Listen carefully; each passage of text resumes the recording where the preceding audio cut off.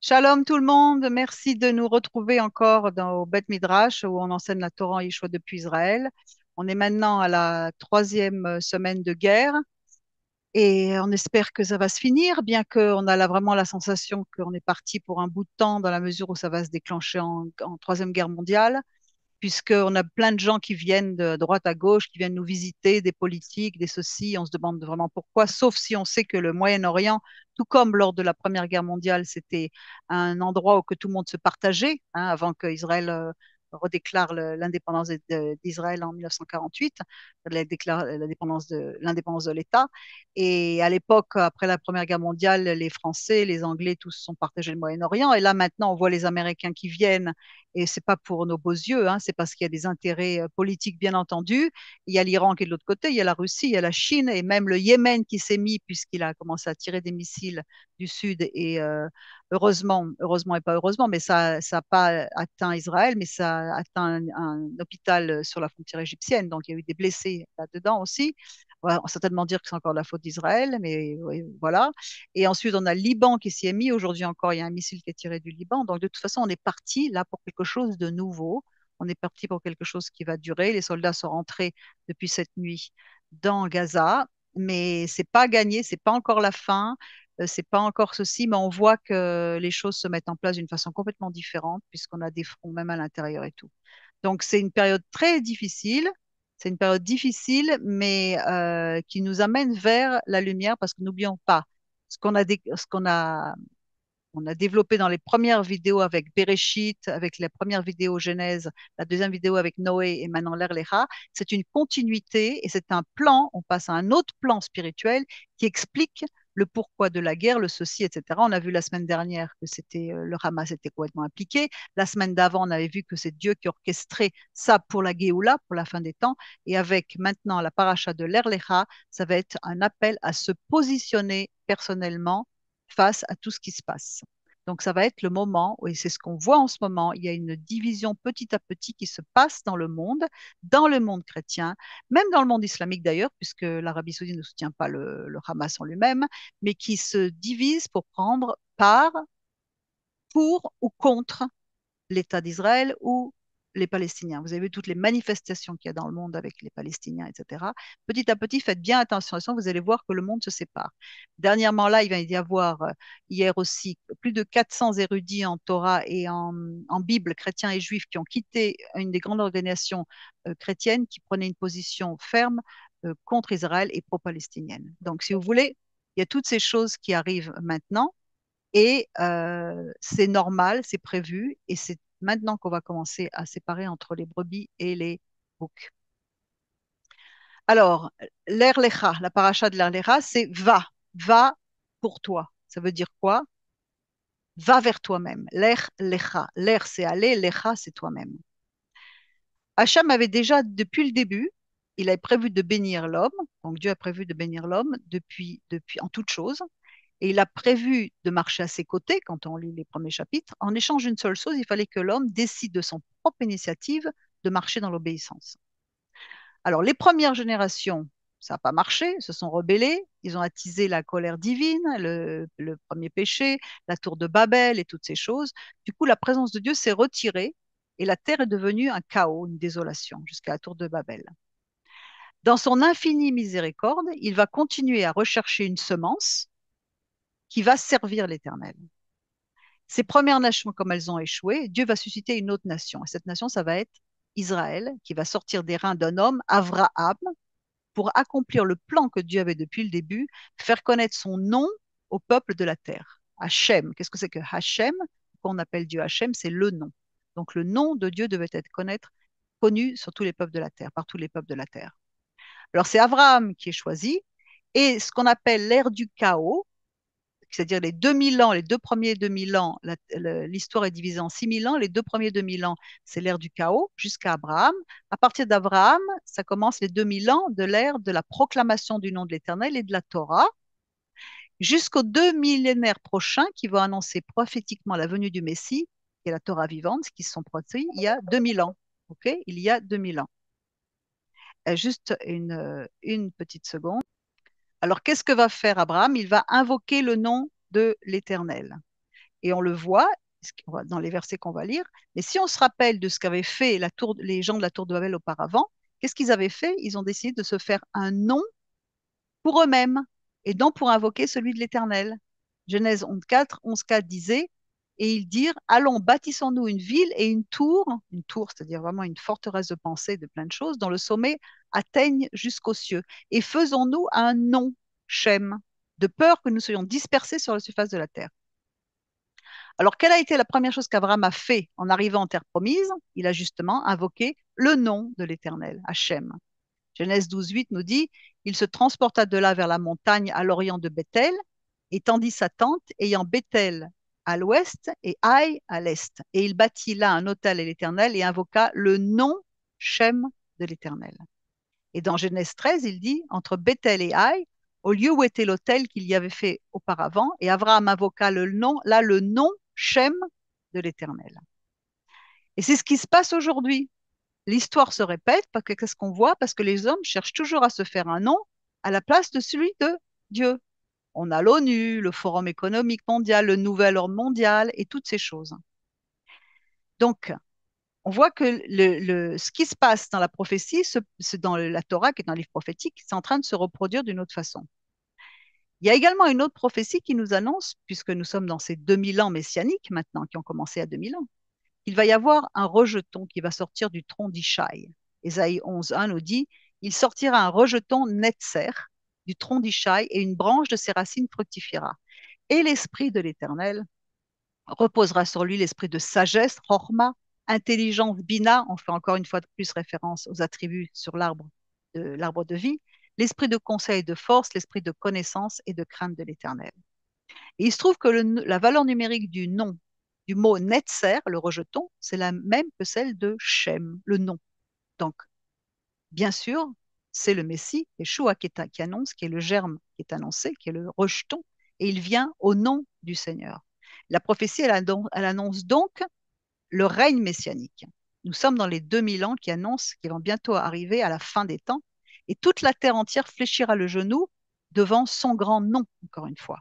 Comme il est écrit dans Ésaïe 45, tournez-vous vers moi et soyez sauvés, vous tous les bouts de la terre, car moi je suis Dieu, il n'y en a pas d'autre. J'ai juré par moi-même, la parole est sortie de ma bouche en justice et ne reviendra pas, que devant moi tout genou se ploiera, par moi toute langue jurera. Et dans Philippiens 2, nous avons la même chose qui est reprise. C'est pourquoi aussi Dieu l'a haut élevé, il lui a donné un nom au-dessus de tout nom, afin qu'au nom de Yeshua se ploie tout genou des êtres célestes et terrestres et infernaux, et que toute langue confesse que Yeshua Mashiach ou Adon, il est Seigneur à la gloire de Dieu le Père. Et un jour, tout Israël, tous les descendants physiques d'Israël, tout le monde entier va reconnaître qu'il est l'envoyé, qu'il vient au nom du Seigneur. Il ne reviendra pas avant qu'il soit dit dans Matthieu 23, voici votre maison vous est laissée déserte, car je vous dis, vous ne me verrez plus désormais que vous disiez, Bao Rabba Beshem Adonai. Béni soit celui qui vient au nom Beshem de l'Éternel. Et ça reprend le psaume 118-26 qui dit, béni soit celui qui vient au nom de l'Éternel, Beshem Adonai. Donc la Torah est déjà en train d'annoncer la révélation du Messie qui va rétablir le nom de Hachem, du nom de Dieu sur la terre. Mais en attendant, l'histoire se déroule, puisque nous sommes encore sur cette terre, et chacun d'entre nous, nous avons un bout de chemin à faire, une part à prendre dans cette révélation. Alors, comment va faire Abraham pour accomplir sa mission? Alors, Hachem lui dit, va-t'en, pars d'ici, quitte cet endroit. C'est-à-dire quoi? C'est-à-dire qu'il faut aller de l'avant. On doit regarder le futur et pas le passé. Le passé, on en a déjà parlé, mais qu'est-ce que c'est? C'est avar. Avar en hébreu, ça partage la même racine que le délinquant, avarian, mais aussi avera, les transgressions. Quand on reste dans le passé, on est dans la transgression. Dans le passé de quoi on va voir? Dans Philippiens 3.13, il nous le confirme en disant, frère, je ne pense pas l'avoir saisi, mais je fais une chose, oubliant ce qui est en arrière, avar, et me portant vers ce qui est en avant, kadmon, kadima. Qu'est-ce que c'est que kadmon? C'est également le nom de Dieu, l'éternel, celui qui est d'éternité, kadmon. Je cours vers le but pour emporter le prix de la vocation céleste en Dieu, en Yeshua. Et nous avons, nous tous qui sommes parfaits, ayant cette même pensée, Et si vous êtes en quelque point d'un autre avis, Dieu vous éclairera. Il apportera cette lumière. De quelle lumière il parle? Autour de nous, on a ce qu'on appelle la lumière qui entoure, qui enveloppe. Cette lumière qui est à disposition pour tout le temps, que Dieu veut déverser en nous, mais on ne peut pas forcer quelqu'un à la recevoir. On doit tous travailler pour ce qu'on développe toujours dans toutes les études, de créer un vase. On doit créer un vase, enlever tout ce qui n'est pas bien dedans pour que cette lumière elle puisse descendre. Il y a un principe biblique qui nous explique que nous devons travailler, faire quelque chose pour recevoir. Pourquoi? Parce qu'on n'aime pas recevoir gratuitement. On a besoin de recevoir un salaire pour ce qu'on fait, de recevoir quelque chose. Si on nous donne trop gratuitement, on se détourne. Ça fait partie de notre nature.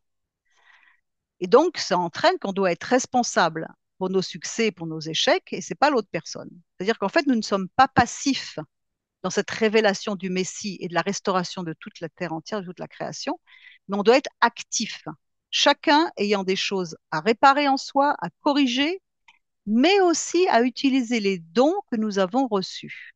Encore faudrait-il les connaître. On veut tous, on désire cette lumière. Elle est là, mais encore une fois, elle nécessite une intervention de notre part, parce qu'on n'aime pas recevoir gratuitement. Et donc, qu'est-ce que fait Dieu? Il tente tout le temps de la faire pénétrer en nous. Il essaie de nous conduire, de nous guider avec cette lumière. Et donc, quand on résiste à cet appel, on sent une pression. Ça veut dire qu'on peut être soit poussé par le Saint-Esprit, par le roi Hakodesh, comme Simon qui a été poussé et qui est parti dans le temple pour aller voir Yeshua, ou alors on peut lui résister. Et de là va naître le stress, la pression, l'indécision, des combats en nous parce qu'on ne sait pas, parce que Dieu essaie gentiment, doucement de faire pénétrer et nous on résiste. Donc ça crée une friction, une pression. Alors qu'est-ce que nous dit la paracha? Va, va-t'en, va pour toi-même, va chercher, chercher toi-même. C'est la première fois que Dieu parle directement à Abraham. Il lui dit, sors de ton confort, sors de ta position. Ça veut dire que nous devons sortir, entre autres, du degré spirituel où nous nous trouvons pour monter plus haut. On doit devenir zélé et bien comprendre que si on ne progresse pas spirituellement, on recule. Il n'y a pas d'alternative. C'est où on avance, on recule. Il n'y a pas de stationnement. Alors, comment est-ce qu'on peut faire? Entre autres, étudier plus. Mais ne nous trompons pas ici, surtout dans le monde chrétien. Lire la Bible, c'est pas étudier. Étudier la parole, c'est étudier la Torah, la parole que Dieu a donnée au Mont Sinaï, avec ses 4 degrés d'interprétation. Tout ce qu'on développe dans les études, en parallèle avec la Brit Hadasha, avec les sources juives, avec les autres, avec les Midrashim, avec tout ça, on étudie tout ce qu'il y a dans cette parole. On la dissèque.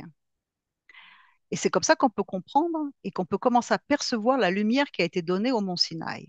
Sinon, on peut lire, connaître par cœur les versets, et c'est fantastique. Mais le problème, c'est qu'on peut également connaître par cœur les fausses doctrines et interprétations que l'on nous a enseignées. Pourquoi? Parce que ça a été coupé de la racine de la parole de Hachem que l'on a relégué à une vieille alliance, un vieux papier. Alors, il faut vraiment faire attention à savoir que lire, connaître par cœur, ce n'est pas étudier. C'est autre chose, c'est une autre dimension dans laquelle Dieu veut que nous entrions. Pour le connaître, il faut chercher beaucoup plus encore. Alors, dans la paracha, même celle d'après, il nous a dit qu'en fait, Abraham avait 100 ans quand il a reçu la promesse de Yitzhak, quand il a eu Yitzhak. 100 ans, qu'est-ce que c'est que 100? 100, donc c'est le Bal HaSulam nous dit que tout ce que fait Dieu dans notre monde ici de l'action, notre petit monde terrestre ici matériel, ça vient de l'attribut de la sagesse de Dieu, un des attributs de l'arbre de vie on a déjà parlé plusieurs fois. Ce qui signifie que tout ce qui se passe ici, en bas, sur notre terre ici en ce moment, même ce qui se passe en ce moment avec la guerre en Israël, ça vient du secret de la sagesse de Dieu. Cette sagesse qu'on appelle en hébreu Chochma, c'est la tribu qui descend de tout là-haut, on a déjà parlé aussi, de Keter, la couronne, qui est la volonté profonde, secrète de Dieu, la volonté qu'on ne comprend pas tout, et c'est pas grave de pas tout comprendre, c'est très bien, il n'y a aucun problème. Ce qui nous est demandé, c'est de croire, pas de tout savoir ni de tout comprendre. Il a tout prévu depuis le début, et il veut que nous lui fassions confiance. C'est comme un enfant qui ne demande pas à son père qu'est-ce qu'il fait. Il ne comprend pas tout ce que son père fait, mais il lui fait confiance.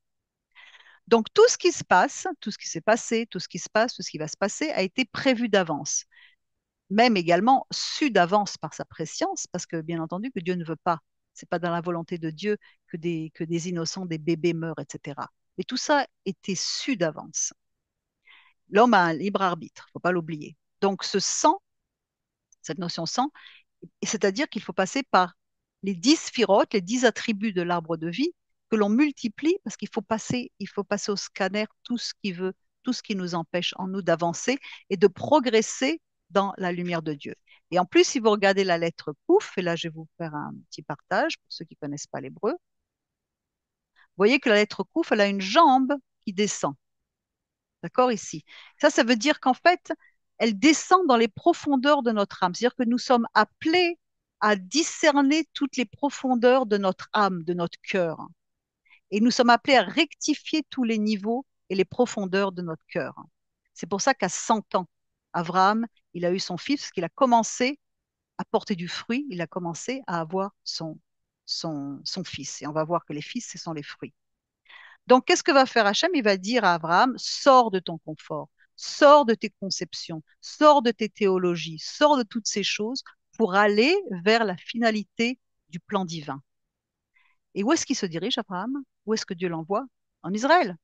Là où le plan final va se dérouler. Là où tout en ce moment, ce qui se passe, c'est prévu et c'est la main de Dieu qui est là.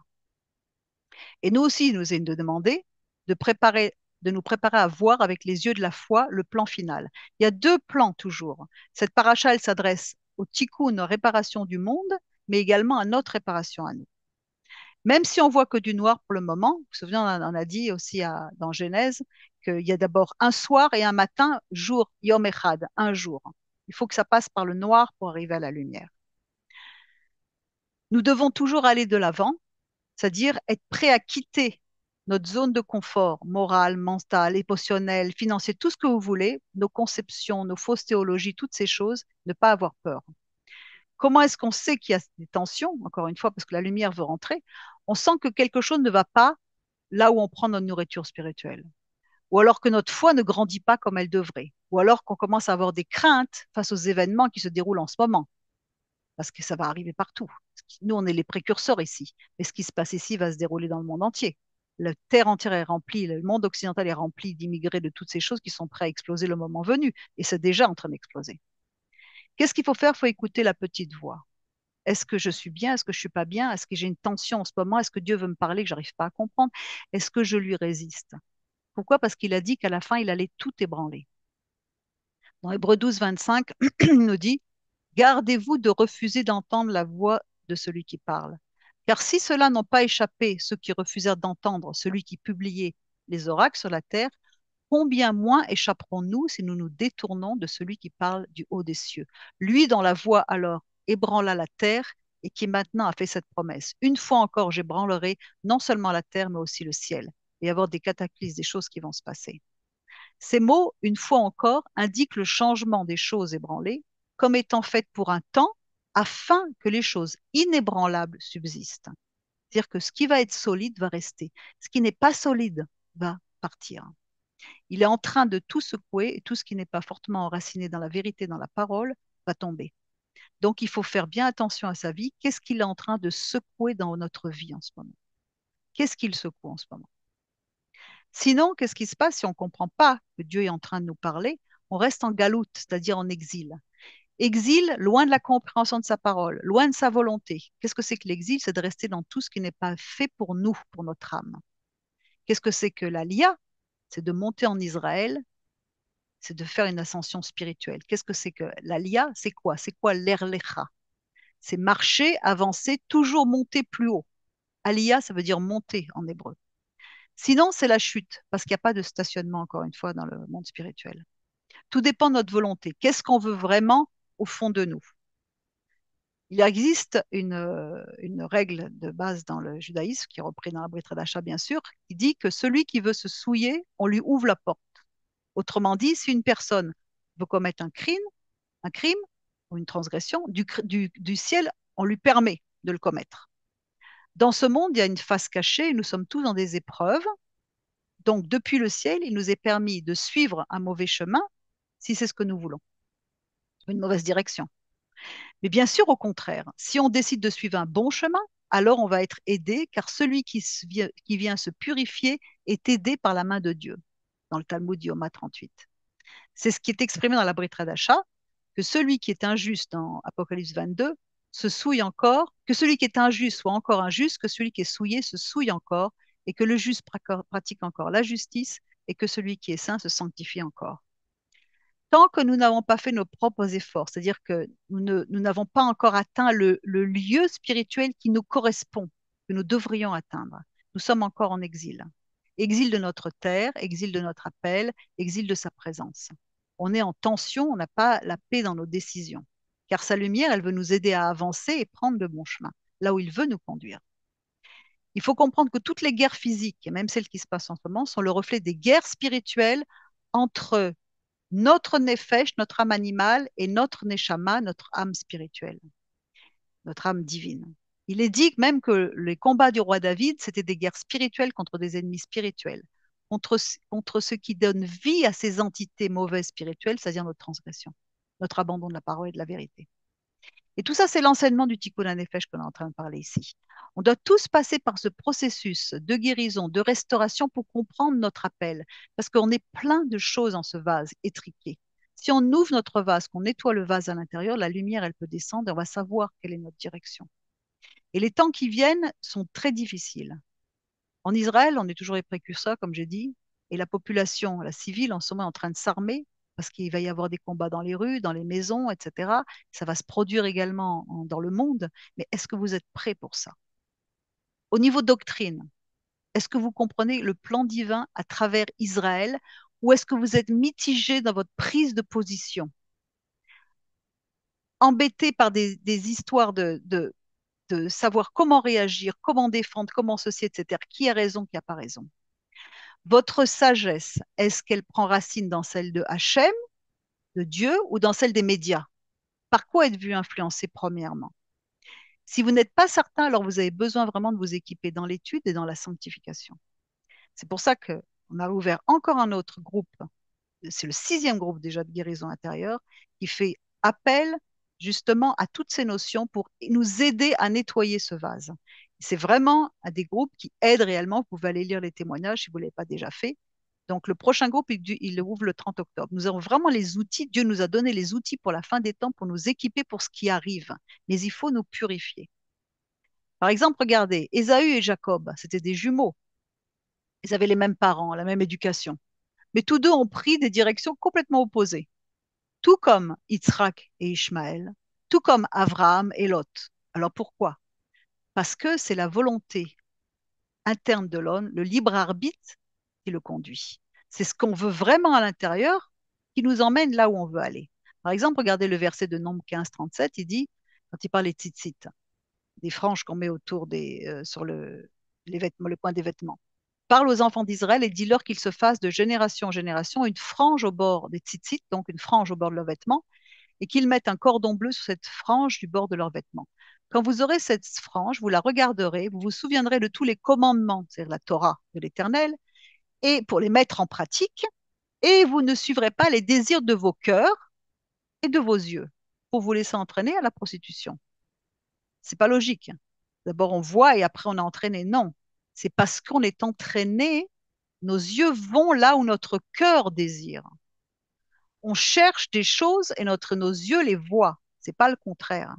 C'est du cœur que viennent nos mauvais désirs et notre volonté tordue. Ce qu'on veut vraiment, c'est en opposition avec la pensée de Dieu. C'est pour ça qu'on est en tension, qui nous cuisine. Parce qu'on ne veut pas ce que lui veut, on veut notre propre chose à nous. On veut notre propre volonté de recevoir. Et dans le cas de Lot, par exemple, l'histoire se passe où? À la mer morte, à la mer Salée, à la mer morte. C'est-à-dire l'endroit le plus bas spirituellement de tout Israël et du monde d'ailleurs, et là où il y a Sodome et Gomorre. Et il faut que Lot, qu'est-ce qu'il choisit? Il choisit là-bas, parce que son cœur était entraîné par ça. Il dit, regarda la plaine du Jourdain, mais c'est son cœur qui avait envie de ce qui se passait à Sodome et Gomorre. Et quel est l'opposé de la mer morte? C'est par la route numéro 1, vous remontez de la mer morte jusqu'à Jérusalem, jusqu'au temple. Il faut monter à l'endroit le plus haut. Il faut quitter l'endroit le plus bas pour monter à l'endroit le plus haut. Mais il nous faut vouloir, désirer faire la volonté de Dieu avant tout, et des fois on se leurre, on croit qu'on veut faire la volonté de Dieu, mais en fait on veut faire sa propre volonté. La sainteté, la volonté divine. Sans ce languissement, ce désir de la présence de Dieu, rien ne peut se passer. C'est ce qu'on appelle les eaux féminines et les eaux masculines. Les eaux féminines qui désirent l'éternel, elles déclenchent la bénédiction des eaux masculines. C'est comme deux qui mangent un gâteau. Il y en a un qui veut vraiment, qui a vraiment envie de ce gâteau, et le deuxième, ouais, ok, donne-moi un gâteau. Qui c'est qui va profiter au plus de ce gâteau? Celui qui a vraiment envie. Il va vraiment apprécier le gâteau. Le second, ouais. Et pour avoir envie de gâteau, qu'est-ce qu'on fait? Il faut aller. L'air, l'aira. Va, sors de toi-même, sors, va te chercher, va voir qui tu es. C'est-à-dire changer, réparer, se laisser secouer par le Seigneur qui a dit qu'il allait tout secouer à la fin. Alors, le premier commandement qui est demandé, c'est celui de l'ech lecha. Va, bouge, change, prends une autre direction dans ta vie. Ça demande du courage de quitter sa position. Déjà, pour déménager, c'est difficile physiquement, mais de changer ses conceptions de vie, de changer ses conceptions de doctrine, de s'apercevoir qu'on n'est pas dans la vérité, ça fait mal tout ça. Comprendre qu'on s'est trompé. Et pourtant, on doit laisser nos vieux vêtements et aller vers l'avant. Sinon, on reste dans le passé, dans la transgression avariane. Abraham est sorti de Haran. S'est installé là-bas. Il avait rebâti une vie. Mais Dieu lui dit, va-t'en, sors, va, l'air l'écha, va pour toi-même, c'est pas toi ici. Quand on fait la lia, on change de vie, mais il faut aussi changer spirituellement. Sinon, ça sert à rien, on repart. Il faut vouloir changer et être prêt à suivre Hachem là où il veut nous conduire. Et s'il veut nous conduire au désert, ouais, bof, pas trop. Mais si, pourtant, il est là-bas, il nous attend au désert. Alors, va au désert. S'il t'attend là-bas, c'est qu'il a quelque chose pour toi.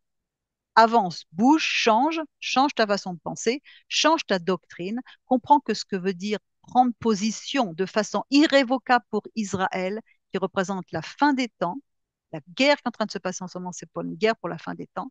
Ne te perds pas dans des considérations humanistes alors que c'est Hachem qui est en train de mener le combat de la fin des temps. Quel est son bras? Tsahal, Israël. Encore une fois, si on reprend ce qui a été dit dans Bereshit, dans la première paracha qu'on a faite, qui est-ce qui donne la vie? Qui est-ce qui reprend la vie? Il n'y a que Dieu. C'est pas Tsahal, c'est pas les Palestiniens. Celui qui décide qui vit ou qui meurt, c'est rien que lui. Et pour l'instant, il se sert de l'armée physique d'Israël pour la fin des temps. Et ensuite, quelle est la promesse qui est faite à Abraham, qui a tout quitté, qui décide de partir? Un fils, une semence, une descendance, parce que les fils sont des fruits dans la parole. Là où tu te trouves, si tu portes pas de fruits, va porter du fruit. Là où tu dois être spirituellement, va à l'endroit où tu es appelé, émotionnellement, physiquement, pas forcément terre d'Israël, mais émotionnellement, physiquement. Trouve ton endroit, trouve la place qui te correspond, ton makom. Ça veut dire place en hébreu. C'est quoi la définition du lieu, du makom? C'est quoi la place? C'est la volonté, c'est là où notre cœur doit être. Parce que dans chaque endroit, il y a une énergie qui nous convient ou nous convient pas. Changer de lieu, c'est changer de volonté profonde. Et comment est-ce qu'on sait si on n'est pas à la bonne place? Parce que tout le monde a un appel, comme c'est dit dans Éphésiens 2:10, car nous sommes son ouvrage, ayant été créés en Yeshua pour de bonnes œuvres que Dieu a préparées d'avance afin que nous les pratiquions. Mais si on ne sait pas quel est notre appel, comment est-ce qu'on peut pratiquer? Rien du tout. Alors comment est-ce qu'on peut savoir si on est dans un appel? Il y a plusieurs choses, il y a 4 points. Il y a une continuité dans ce qu'on fait. On pense que c'est ça notre appel, on continue. Il y a une continuité. Même si c'est dur, on reçoit une force, on sait qu'on doit continuer, on sait qu'on doit persévérer. Ça, c'est le premier signe. Le deuxième, c'est la joie. On sait que ce qu'on fait, ça nous apporte de la joie. Troisièmement, l'utilité. En quoi suis-je utile? En quoi est-ce que j'ai un impact autour de moi? Quatrièmement, les fruits, c'est-à-dire ça se multiplie. La parole est prêchée, la parole, elle va partout. Ce que je fais, c'est en train de produire du fruit, et comme le travail qui se multiplie, comme les enfants qui se multiplient. Ça, c'est les 4 points. Parce qu'il nous a été confié à chacun d'entre nous un trésor que l'on doit faire fructifier. C'est la parabole des talents à laquelle on revient. Alors, si tu portes pas de fruits où tu es, va-t'en. Sors, l'air, l'écha. Tu dois changer. Émotionnellement, spirituellement, physiquement, whatever, peu importe, mais change. À Abraham, il est dit 3 choses pour quitter. Pour quitter où il est, l'état dans lequel il est, pour aller vers son appel, vers ce qui correspond à l'énergie qui correspond à lui. Il a quitté son pays, sa parenté, la maison de son père. Alors l'ordre ne semble pas logique parce qu'on dit quitte d'abord la maison de ses parents, puis ses proches et enfin le pays. Mais ici, cette progression elle nous enseigne qu'il est difficile pour une personne de quitter son pays, encore plus si c'est le pays où résident ses proches et encore plus si c'est la maison familiale. Abraham a dû couper les liens qui l'unissaient à sa vie passée. Dieu a dit à Abraham, va de ton lieu de naissance, de la maison de ton père, au pays que je te montrerai. Va. Et ce commandement, comme on l'a vu, ça veut dire va vers toi-même. Cette instruction à Abraham est également une instruction pour chacun d'entre nous. Va vers toi, ça veut dire connecte-toi au vrai toi, à ton essence et à ta racine spirituelle. D'où viens-tu? Qui tu es? C'est qui tu es dans la vie. Parce que seule une petite partie de l'âme, elle entre dans le corps, elle vivifie. La plus grande partie de l'âme, sa racine, elle reste au-dessus. Il nous faut justement créer ce vase, vider toutes les mauvaises choses et les fausses conceptions et les choses qu'on a pour pouvoir se remplir de cette lumière qui presse, qui presse. Plus nous connectons à notre racine, plus nous serons capables de voir la divinité. Alors la Torah nous dit, va vers toi-même, retour à ton noyau intérieur en allant de ta terre, c'est-à-dire de tes désirs terrestres et toutes ces choses, de ton lieu de naissance, de ton passé, en surmontant tes habitudes, tes conceptions, etc., tes doctrines religieuses, etc., de la maison de ton père, c'est-à-dire ton éducation, en transcendant tout ce qui a pu être, que tout ce qu'on apporte, on l'apporte à Dieu pour qu'il soit renouvelé.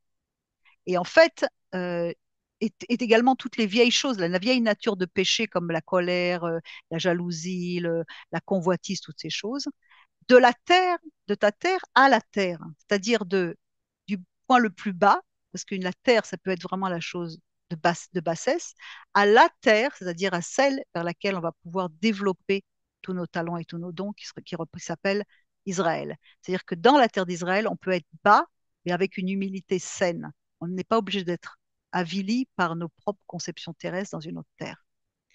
Va que je te montrerai. C'est un lieu où va être diffusée les connaissances, la sagesse de Dieu, les outils pour vaincre notre chair. Un lieu qui va rassembler tous les gens de toutes les nations pour s'instruire au Dieu d'Israël, pour briller de sa lumière et de répandre l'odeur de sa connaissance.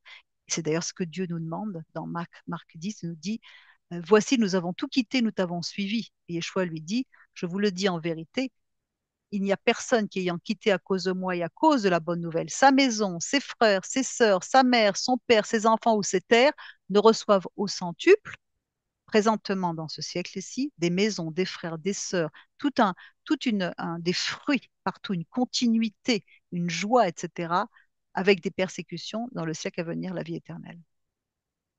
Le chemin avec Dieu, c'est toujours un chemin solitaire. Souvent, c'est un chemin solitaire. Mais il faut être accepté d'être mis à part et parfois tout perdre, même tout ce qu'on a appris pour un temps, parce qu'on est devant un temps où petit à petit, on est en train de se diviser. Israël, c'est le déclencheur en ce moment. Où est-ce qu'on va aller? À droite ou à gauche? Vers les brebis ou vers les boucs? Il demande encore à Abraham d'être son témoin. Comme Abraham, on doit passer de l'autre côté. Encore une fois, on retrouve le mot hébreu, hébreu qui est ivri, qui a la même racine que passé, etc., avarian et transgression. Ivri, c'est-à-dire qu'on passe de l'autre côté. On passe dans le camp de Dieu pour comprendre sa pensée divine, même si on ne la comprend pas complètement. Ne jugeons pas avec nos yeux parce qu'on n'est pas capable de comprendre. Ensuite, le Zohar nous dit dans l'Erlecha, alors Hachem apparut à Abraham et lui dit, à ta descendance, je donnerai ce pays. Et là, il construisit un autel à Dieu qui lui était apparu. Alors là, nous avons ici le secret des niveaux d'âme qui se trouvent dans ces écritures. Lorsqu'Abraham est arrivé sur la terre, le Saint béni soit-il lui est apparu, comme il est écrit, à Hachem qui lui est apparu. Là, à ce moment-là, Abraham reçoit le premier niveau de l'âme, qui est le niveau de l'âme animale, et il construit un autel pour ce niveau, le niveau de Nefesh. Bon, ça, je suis en train de développer un cours sur tous les niveaux d'âme, c'est dans tous les cours de Tikkun Nefesh, de la Kabbalah biblique et tout, on développe de toutes ces choses-là. Donc, il y a 5 niveaux d'âme, là, on parle des 3.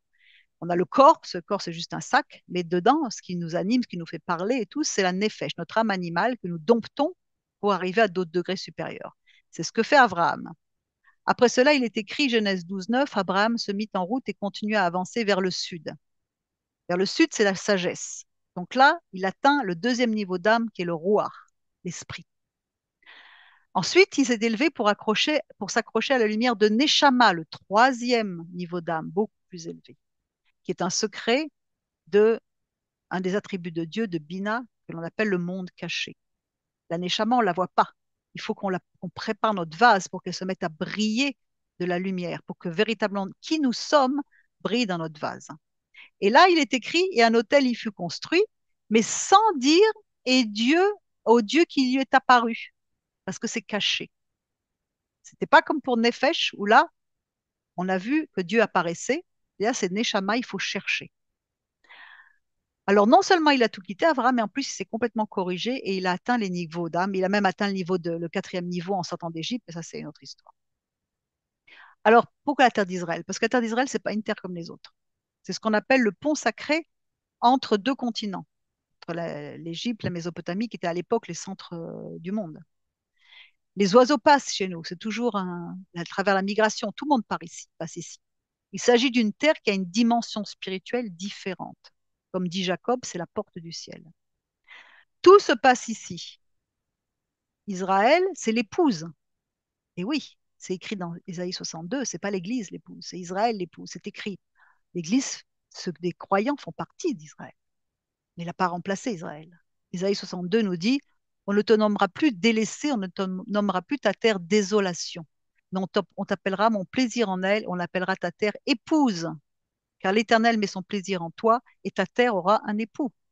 Et dans Apocalypse, encore une fois, il n'est pas question d'une église, il est question encore une fois d'Israël. Puis l'un des sept anges qui tenait les sept coupes remplies des sept derniers fléaux vins, il m'adressa la parole en disant, viens, je te montrerai l'épouse, la femme de l'agneau. Et il me transporta en esprit sur une grande et haute montagne, et il me montra la ville sainte, Jérusalem, qui descendait du ciel auprès de Dieu, ayant la gloire de Dieu. Et son éclat était semblable à celui d'une pierre très précieuse, une pierre de jaspe transparente comme du cristal. Elle avait une grande et haute muraille, elle avait 12 portes, et sur les portes 12 anges et des noms écrits sur des 12 tribus des fils d'Israël. Il n'y a pas de porte pour les nations. Éphraïm rentre à la maison et tout le monde est compris dans la connaissance de Dieu d'Israël, dans Israël. À l'est, trois portes, au nord, trois portes, au sud, trois portes, à l'ouest, trois portes. La muraille de la ville avait 12 fondements et sur elle les 12 noms des 12 apôtres de l'agneau. L'union cosmique de l'époux et de l'épouse, c'est le but de la création. Pour la réparation de la création qui a été divisée et séparée du un, du Dieu un, par le péché. Malheur à ceux qui désunissent ce que Dieu a uni, comme entre l'époux et l'épouse. En attendant, Hachem mène la guerre physique pour nous. Et nous combattons avec des armes spirituelles. Nous combattons par les armes, mais nous combattons également pour les nations avec des armes spirituelles. Vos armes à vous, c'est les armes spirituelles, car les armes avec lesquelles nous combattons ne sont pas charnelles, mais elles sont puissantes par la vertu de Dieu pour renverser des forteresses. Quelles forteresses? Des forteresses de pensée, de tout ce que les médias ont construit dans la tête des gens avec l'écuménisme et toutes ces choses. Penser, c'est gigim en hébreu. Gigim, c'est la même racine que Gog et Magog. Le combat de la fin des temps, il se passe dans les pensées, par les médias. On est matraqué. Revoyez les vidéos une après l'autre, on parle de toutes ces choses. Nous devons nous aligner sur sa pensée, sa sagesse, sa volonté, même si on ne la comprend pas. On ne doit pas se baser sur nos émotions qui sont mélangées de bien et de mal. Dans Corinthiens encore, il dit, par la parole de vérité, par la puissance de Dieu, par les armes offensives et défensives de la justice. Notre conception de la justice n'est pas celle de Dieu. C'est lui qui fait vivre et qui fait mourir. C'est pas Tsahal, c'est pas les Palestiniens. C'est lui qui blesse, c'est lui qui guérit.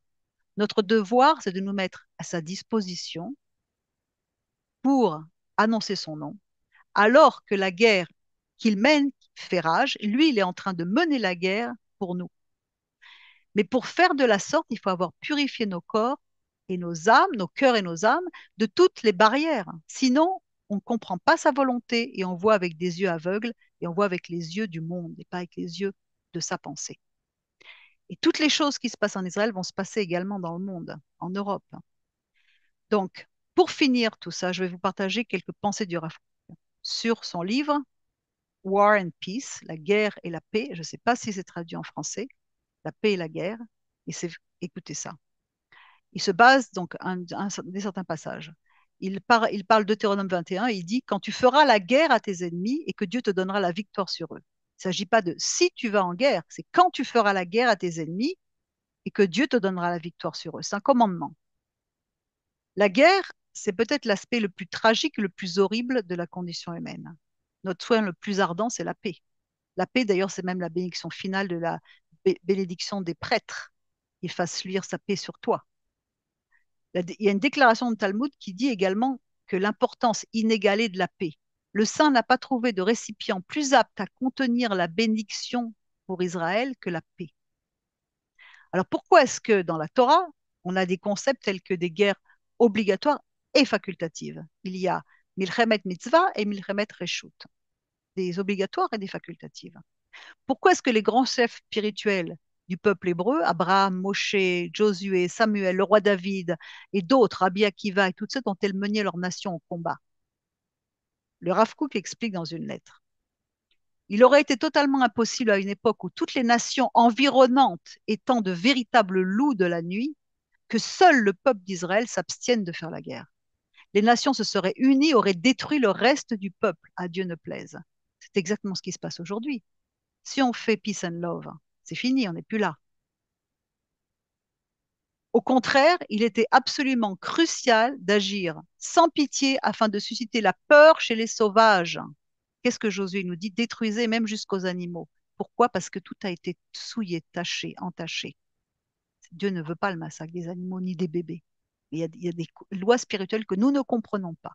Nous devons lui faire confiance et à sa parole. Le but divin de la guerre, quel est le but de la guerre? Elle continue le Rav Kook. Les grandes guerres, explique-t-il, ont une fonction importante dans le monde. Elles éveillent les aspirations à l'ère messianique. Et je rajouterais, elles déclenchent une union dans le peuple, ce qui se passe chez nous ici. Salomon a décrit lors de la rédemption comme le temps de l'oiseau chanteur, Zamir. Il dit dans Cantique des Cantiques 2.12, les fleurs paraissent sur la terre, le temps de chanter est arrivé et la voix de la tourterelle se fait entendre. L'oiseau chanteur Zamir, ça veut dire également élaguer, émonder, abattre les méchants. C'est le temps d'abattre les méchants. Et ça nous a conduit au cri cosmique. On a vu l'union cosmique entre l'époux et l'épouse, mais également le cri cosmique qui attend l'enfantement de cette union. Il explique que les guerres sont le résultat de l'abandon de la parole de Hachem. Qu'est-ce que c'est que la parole de Dieu? Encore une fois, on le répète incessamment, c'est la Torah qui a été donnée au monde entier. Dieu a parlé. S'il a parlé, qui va mépriser qui peut se permettre de mépriser la Torah et la parole et de le reléguer à un vieux parchemin ancien? Le résultat de la perversion des religions qui ont pris, volé de la Torah certains concepts et en ont fait des doctrines personnelles en reniant ce qu'en fait la force. De l'abandon aussi dans le peuple saint de la parole de l'Éternel et de ses commandements. Tout ça, ça a été le résultat. Le résultat de tout cela, c'est que la lumière s'est retirée et s'est fragmentée comme un kaléidoscope qui reflète des petites vérités, ça et là, mais pas toute la vérité. Et ces petites vérités tronquées, elles ne peuvent sauver le monde des ténèbres qui viennent. Et d'ailleurs, on voit déjà que ces petites vérités avec des interprétations personnelles se tournent déjà contre Israël, qui est en train de combattre les combats de la fin des temps, dans le monde, aussi bien dans le monde musulman que dans le monde chrétien. Sa toute-puissance n'est pas reconnue car on cherche des coupables. Or, on a déjà vu dans Béréchit, on le répète encore, que pas une âme ne peut vivre ou mourir si ce n'est sur son ordre. C'est lui qui décide qui vit et qui meurt. Alors la Neshama, l'âme de ce qu'on appelle Israël, elle crie comme une femme enceinte, essayant de pousser les ténèbres pour donner jour à la lumière. Elle pousse, elle crie devant la détérioration du monde, sa destruction par les ténèbres que les hommes ont choisi de leur libre arbitre. Et le résultat, c'est une guerre dans les cieux qui se matérialise ici dans une guerre physique. Et cette guerre, c'est le cri cosmique de la Shrina qui est en travail pour enfanter le Sauveur, le Messie qui va ramener le monde entier à la Torah de Hachem sans compromis. Ce qui se passe en ce moment, c'est une guerre spirituelle dans le ciel. Je suis sûre qu'on peut trouver des passages dans l'Apocalypse. L'âme de l'Assemblée d'Israël, à laquelle tous les Éphraïmites, toutes les croyants des nations font partie, bien entendu, crie parce que la Torah a été violée. Elle est violée sans cesse. La Shrina a été envoyée en exil. Le monde est dans le chaos. Ceci se résulte en une guerre physique. Israël est en train de mener le combat de la fin des temps. Et c'est Dieu qui mène le combat à notre place. La guerre qui amène la Troisième Guerre mondiale, on est bien conscient, c'est un cri effrayant de panique qui s'élève des ténèbres du monde. L'existence, la vie crie à Dieu. Israël l'entend, Israël se réveille. Le peuple s'unit en ce moment pour que l'accouchement ait lieu rapidement. Et dans tous les accouchements, il y a du sang et des cris, c'est normal. Mais la lumière est au bout de tout ça. La repentance, le retour à Hachem, à sa Torah, est en route. Et comme il est dit dans les prières quotidiennes, le maître des guerres, Ish Milchama, le maître de la guerre, Adonai Tsevaot, l'éternel des armées, le Dieu de guerre, qui sème la bonté et apporte le salut à Yeshua. Tu feras briller une lumière nouvelle sur Sion. Il va y avoir des morts, c'est prévu. Malheur à ceux qui cherchent les coupables dans la guerre qu'Israël mène pour le salut à Yeshua de l'humanité. Malheur à ceux qui nient à Israël le droit de se défendre. Malheur à ceux qui sont dans un discours œcuménique, humaniste, qui ne prend que des bribes de vérité de la parole et qui en font une doctrine de faux amour et de propre justice. C'est la guerre de l'éternel, ce qui se passe en ce moment. Il faut savoir si on est à droite ou à gauche parce qu'on va séparer les brebis des boucs et c'est en train de se faire sous nos yeux. Et je vais terminer par ce verset de Matthieu 24 qui dit, Yeshua leur répondit, prenez garde que personne ne vous séduise, car plusieurs viendront sous mon nom en disant, c'est moi qui suis le Messie, prétendant être plein d'amour, hein, avec un amour qui n'est pas celui de Dieu. Et ils séduiront beaucoup de gens. Vous entendrez parler de guerre et de bruit de guerre. Gardez-vous d'être troublés. Il faut que ces choses arrivent. Et ce ne sera pas encore la fin. Alors c'est pour ça qu'on doit dire tous ensemble, Amen, que ton règne vienne rapidement et que ta lumière soit. On a besoin de se préparer, on a besoin de se préparer d'une façon comme jamais on s'est préparé. On a besoin d'enlever toutes les choses qui sont à l'intérieur de nous. On a besoin d'avoir une nouvelle compréhension de sa parole. On a besoin de faire taire les faux prophètes des médias. On a besoin de prendre position. L'air lecha, va pour toi-même, va choisir où est ta place. Et si tu te sens pas bien là où tu es, c'est qu'il y a une tension, c'est que tu empêches la lumière d'entrer. Alors, encore une fois, je vous recommande vraiment, entre autres, d'étudier la Torah, bien entendu, mais également de participer au groupe que l'on fait. On est en train d'ouvrir le sixième groupe qui va démarrer lundi, où on a ces outils que Dieu nous a donnés pour cette fin des temps, pour nous préparer à vider les mauvaises choses de nos vases et à recevoir sa lumière, pour qu'on puisse être prêt dans ce combat de la fin des temps, qui est vraiment un combat entre les lumières et les ténèbres. Voilà, merci à tous d'avoir écouté et shalom à l'Israël.